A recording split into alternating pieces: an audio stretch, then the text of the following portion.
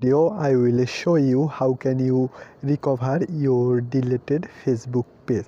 It's a very simple process to recover your deleted Facebook page. So for recovering your deleted Facebook page, you have to simply follow my steps. So for recovering, you have to simply go and come here Facebook.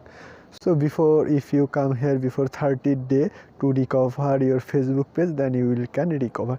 So as I deleted a Facebook page before 20 days, so yet have to go 10 day to delete it permanently, so I can recover it.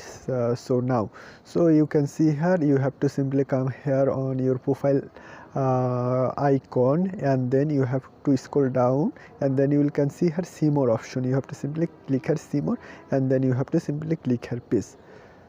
So after clicking her page, you can see here it's the page which I deleted 20 day earlier.